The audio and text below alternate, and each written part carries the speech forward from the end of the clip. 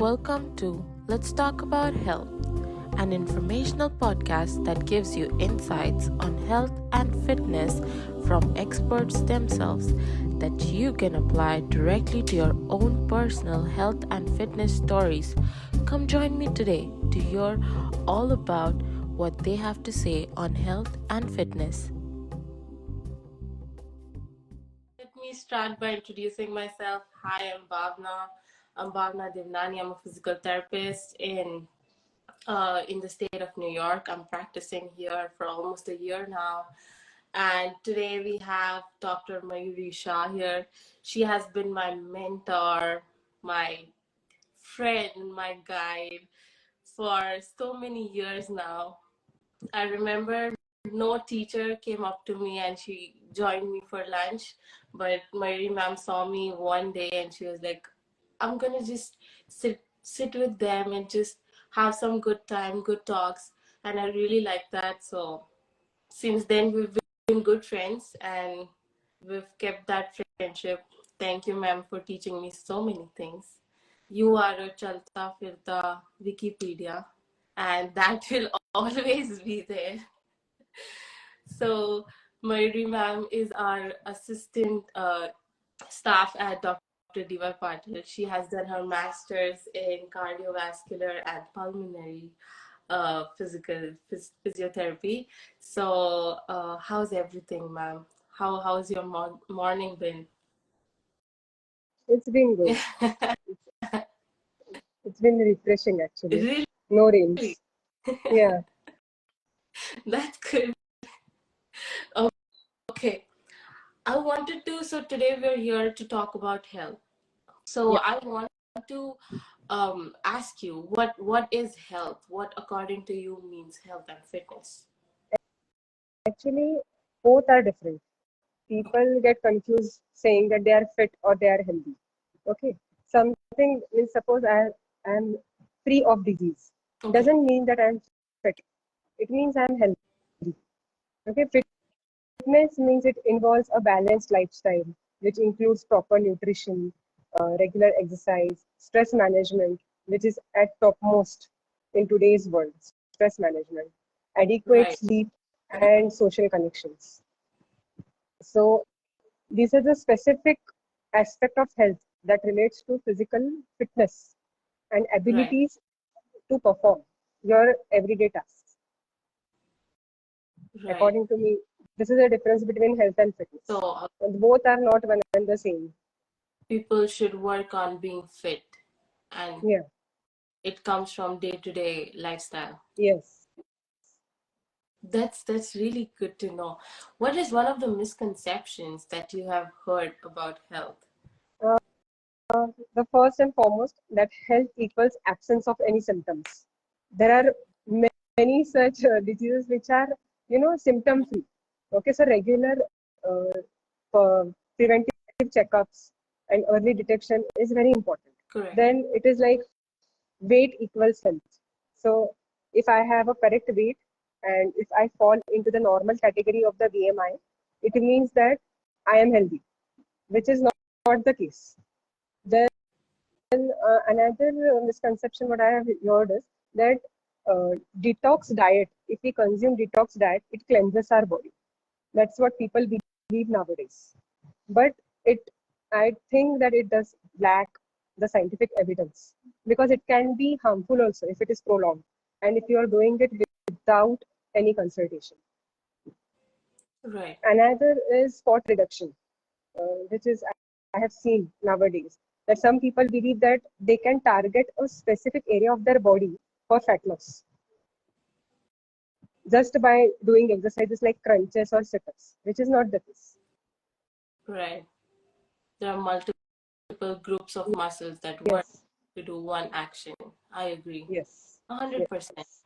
There were so many misconceptions. I had never thought about all of that. That is so interesting. Even one more thing that I have seen is that people think aging means declining health. That's not the case. Age is just a number. There is a difference between your biological age and the age of number. Right. So people have that kind of misconception that I am aging, so that means my life is, my health is declining. Right. You can still be healthy even if you're aging. Yes, yes. The best example is our Indian model, Milind Soman. Correct. He is healthy and fit, Yeah. including Just his mother, who completed a marathon. Yeah, right. a- after her age is 80 plus. That's so interesting. That's really Yes. interesting to know. How did you choose physical therapy? I always wanted to ask you that. Who has inspired you to be a physical therapist? Actually, in my life, I have been most inspired by IPS Vishwas Nangre Patil sir. And to become a physiotherapist, there was only one inspiration till now and will always be, that is Dr. Niyati Bhide ma'am, who was one of the best cardiorespiratory therapists I ever saw in my life. She had her concepts bang on concepts. And she Right. always said only one thing, that you can achieve anything. You have to just accept things the way they come. I never wanted to become a physical therapist. I did not know only what physiotherapist actually mean, Right. what is the scope and everything. But when it did came, so she inspired me a lot that you can do wonders in this field. And at that point of time, it was just an upcoming field. Right. Did you meet well, did you meet both of them? Did you get a chance to meet them? I got a chance to work with Niyati Bhide ma'am in my third year bachelor's of physiotherapy.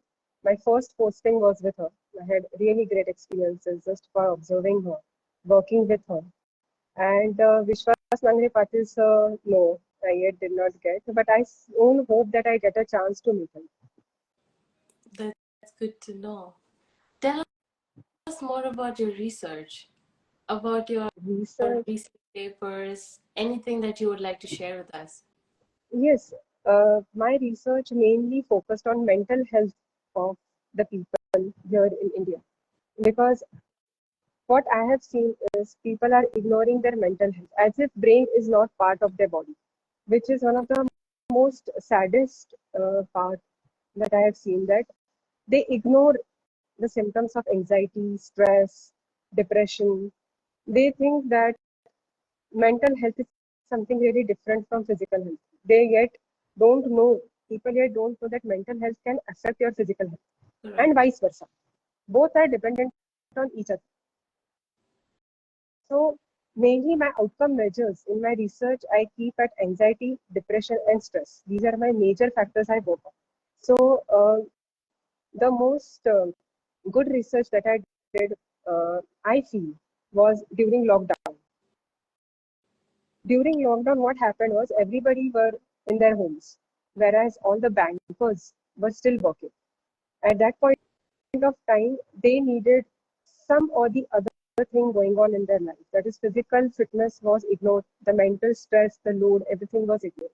So what I did was I did one research where I gave recreational activities in the form where the Right. exercises could be fun. And I monitored it via Zoom meeting. It was a group therapy because the bank timings were almost same. So they could go home, especially women. What I have seen is women have a lot of stress. They tend to ignore their health a lot.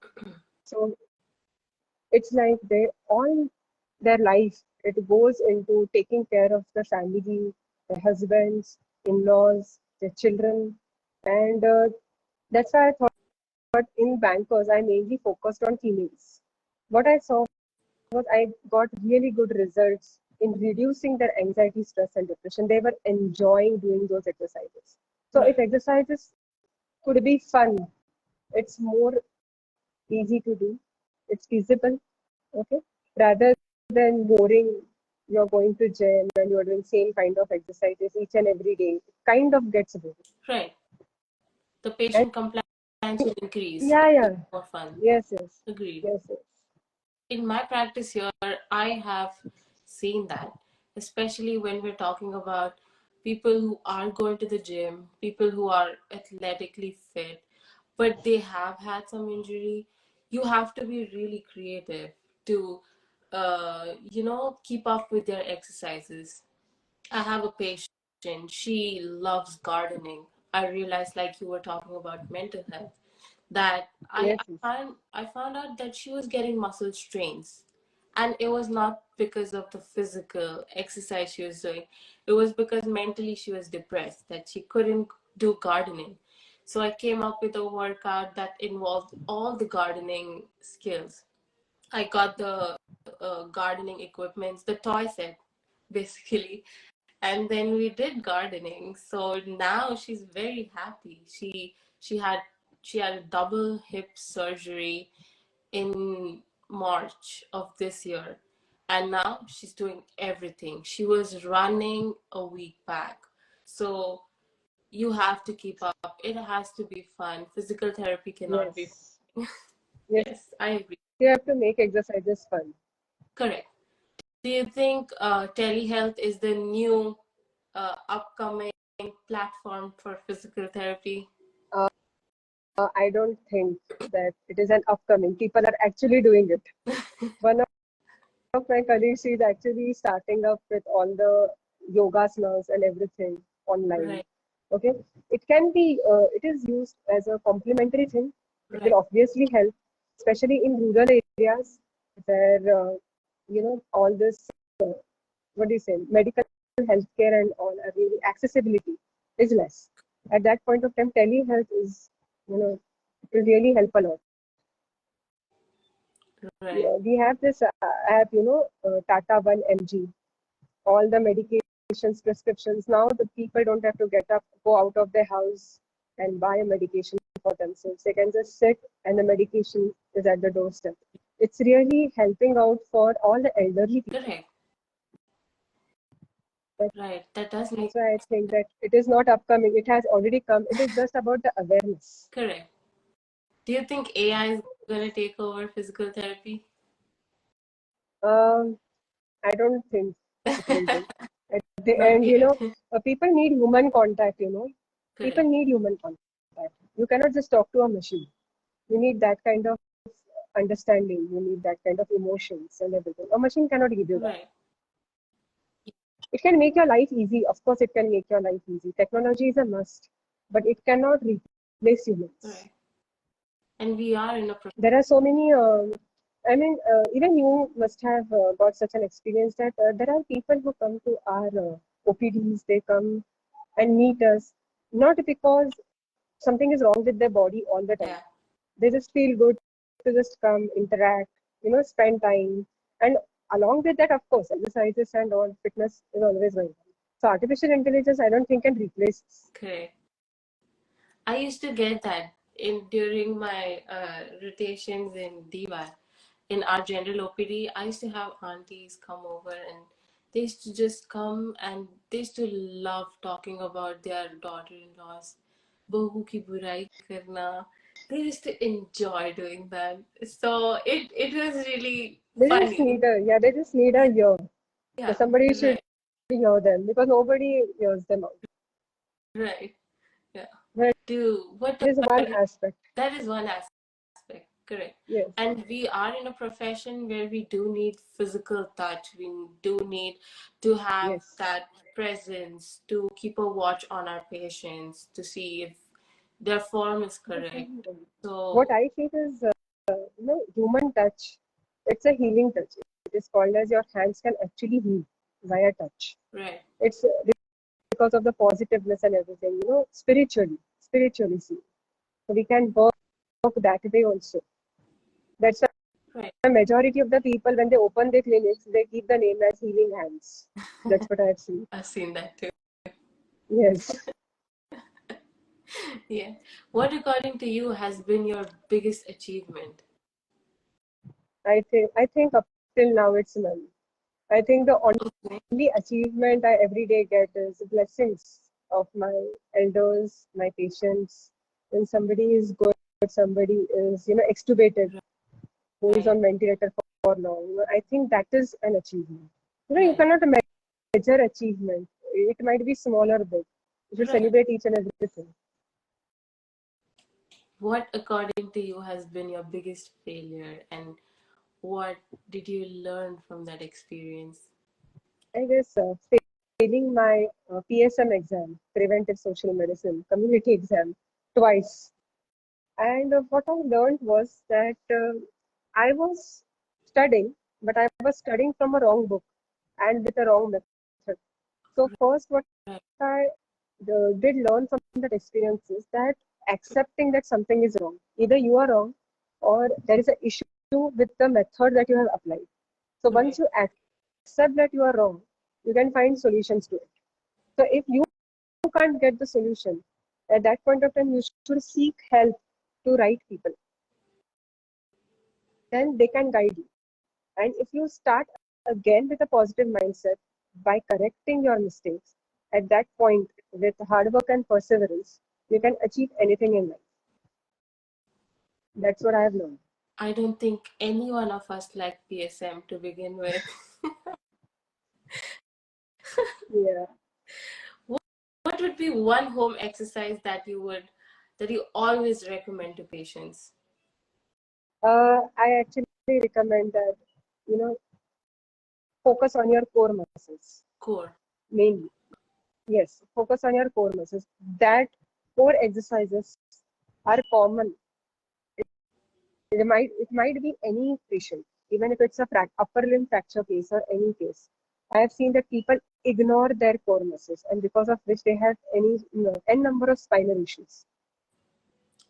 The Right. age group does not matter. Once you are growing up, you are aging and all. Mainly, I see is that their core, because of the weak core muscles, they are having a lot of issues coming ahead. How would you recommend to engage in core muscles? Just static contraction? I would suggest that if the patient is young, then I would always go for planks. I would go for planks, holding, yeah. But if the patient is above 40 and all, then I would suggest for, core contraction, bridging exercises. Okay, all the Would exercises that we use for core curl ups, we can give. would you recommend Pilates to such Yes, I patients? would. Yes, yes. But problem with Pilates is that they need a specific Pilates instructor. They Correct. have to learn it and they have to be consistent with it even at home. So when Correct. I am suggesting, I will start with basic because patients won't come to us unless and until they are experiencing any symptomatic problem. Right. That's true. I agree with you that core engagement is really important. Yes. Do you think outdoors physical therapy is important, and how it can affect us all? I think it is one of the best. We have started here in Dr. D.Y.Patil Vidyapeeth. We are Wow. having an open gym. Yes, we are having an open gym over Wow. here.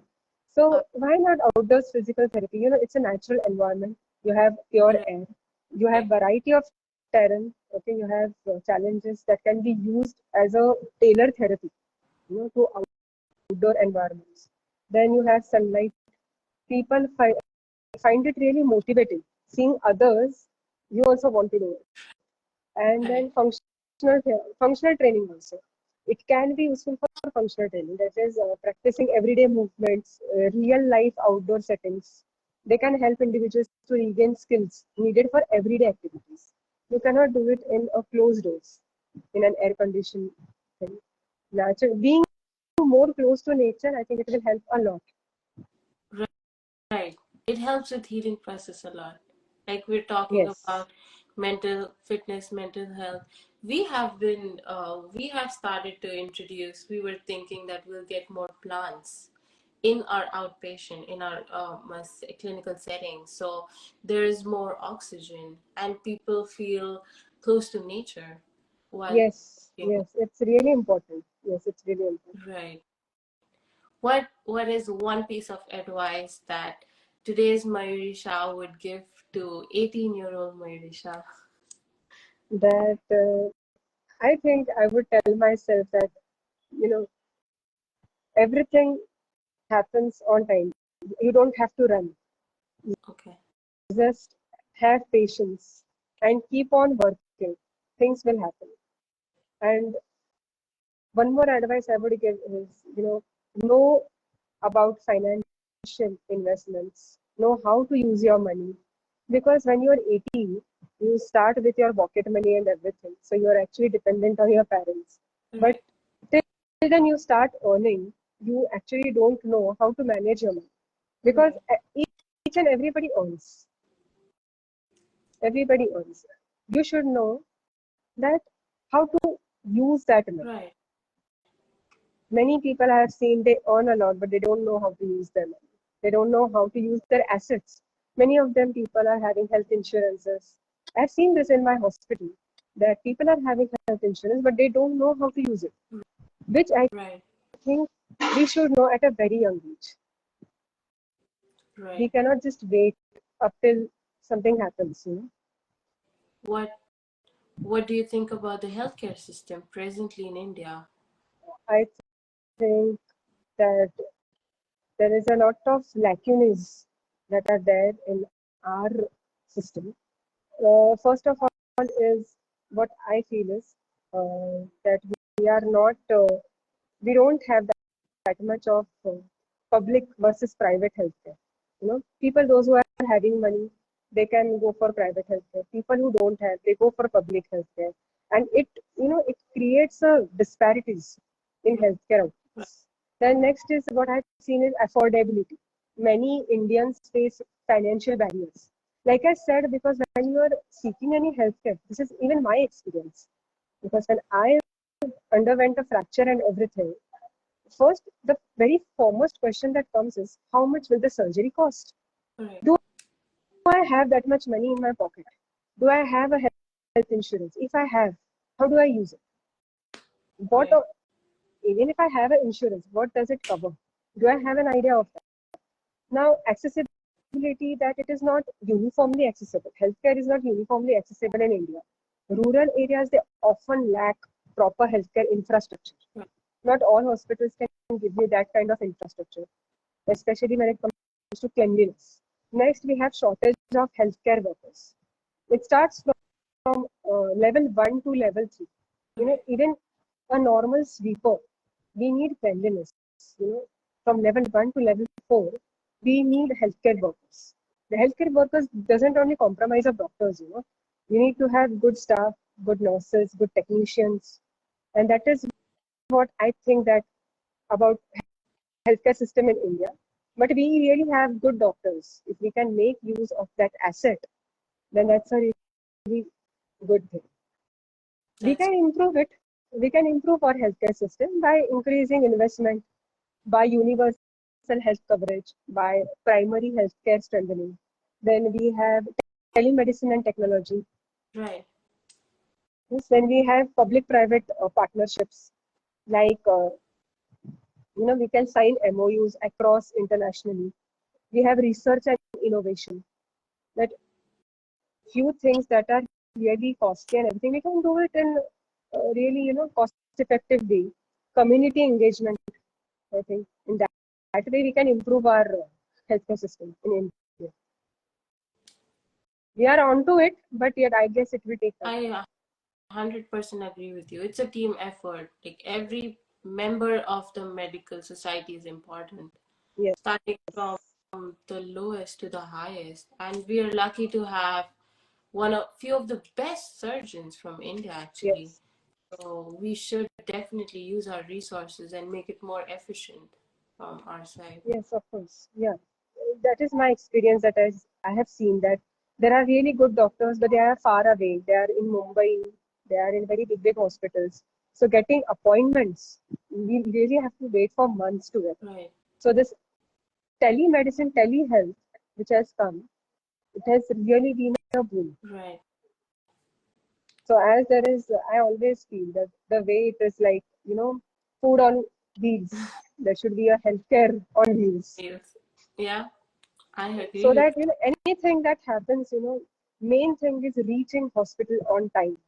Time Right. is really important. If we lack time or if we are not having value of time, then it really gets difficult. So that's why I always think you should have, healthcare system on wheels. Yeah. You're calling the ambulances and it is taking almost hour, 1.5 hours. Especially in my field, my expertise, that is cardiorespiratory, people don't reach hospitals on time. And Yeah. even if they reach and, they survive, but still the damage has already happened. Not everybody can afford the treatment of transplant and bypass over here. Agree. Preventive, people should work on prevention. Right. Prevention of heart care, any heart cardiac arrest and everything. Everything goes hand in hand. Good nutrition, good health, fitness, no addictions. Correct.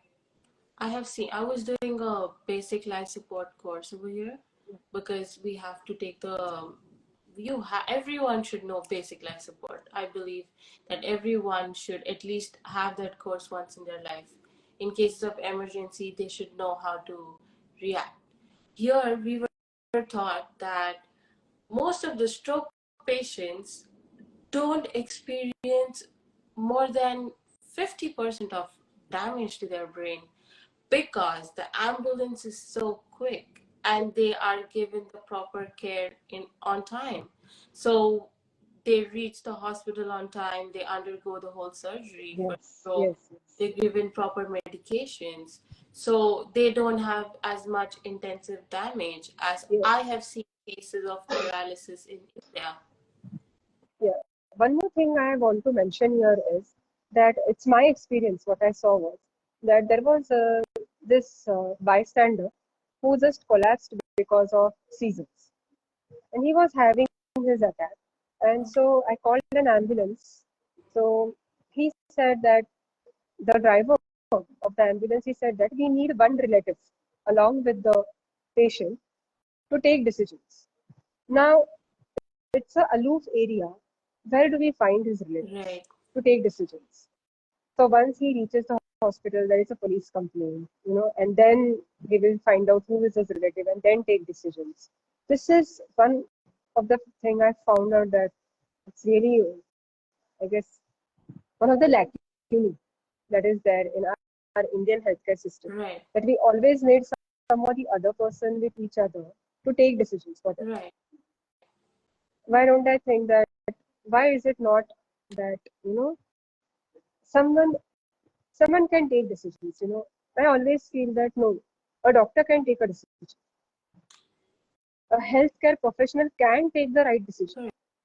right.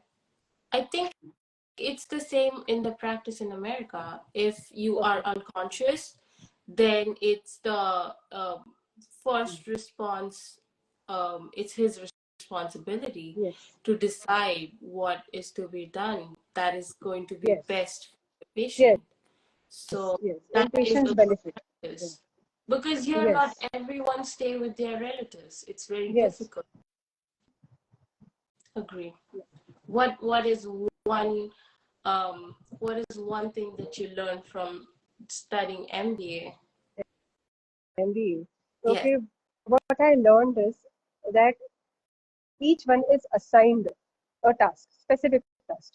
right, And if everybody works together, the given task is achieved and the deadline is also met. It is right, decentralization. Everyone is given their specific job and you have to do it. It's a teamwork. And you have to match the deadlines. And your main goal is to achieve the vision, what you have seen. right, It is not always about, earning.